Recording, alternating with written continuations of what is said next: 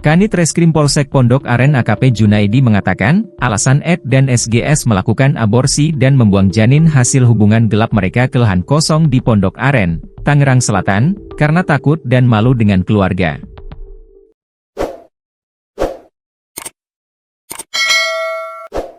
SGS merasa panik setelah mengetahui dirinya hamil di luar nikah dan kemudian memutuskan untuk menggugurkan kandungan tanpa bantuan medis, alias secara mandiri.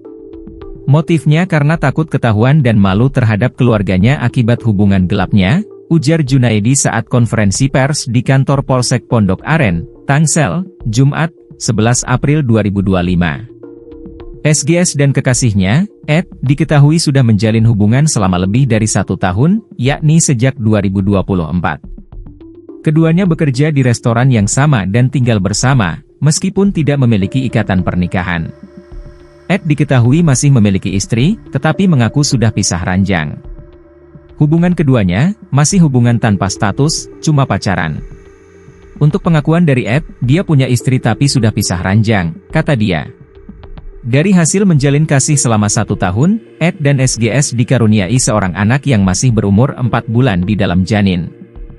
Namun, SGS tidak menginginkan janin tersebut dan memilih untuk menggugurkannya dengan cara meminum obat penggugur kandungan jenis misoprostol dari akun TikTok. Cara menggulurkan kandungan tersebut dengan meminum obat yang didapat dari orang lain, yaitu akun TikTok ya. Nah, ini masih dalam proses pengembangan, penyidikan oleh kami, jelas dia. Obat itu dibeli 2 kali oleh SGS, yakni pertama pada Januari 2025 sebanyak 2 butir, namun tidak bereaksi. Kemudian, SGS membeli lagi 8 butir pada akhir Maret 2025 dengan harga Rp700.000. Tanggal 9 April 2025, sekitar pukul 1 WIB, saudara SGS meminum obat misoprostol sebanyak 2 butir dan 2 butir lagi itu dimasukkan ke dalam alat kelaminnya.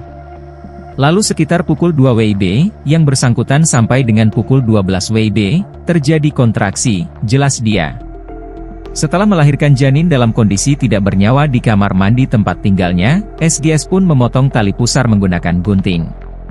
Sedangkan Ed kemudian membungkus janin dengan kain putih dan plastik hitam, lalu membuangnya ke lahan kosong di Jalan Boulevard Bintaro Jaya, Parigi, Pondok Aren, Tangsel. Atas kejadian tersebut, polisi menyita sejumlah barang bukti termasuk sepeda motor, centong nasi, gunting hitam, sisa obat misoprostol, serta 2 unit ponsel milik pelaku. Kedua pelaku dijerat pasal 77 AUU nomor 35 tahun 2014 tentang perlindungan anak, pasal 346 dan 348 KUHP, serta pasal 427 UU nomor 17 tahun 2023 tentang kesehatan. Mereka terancam hukuman penjara maksimal 12 tahun.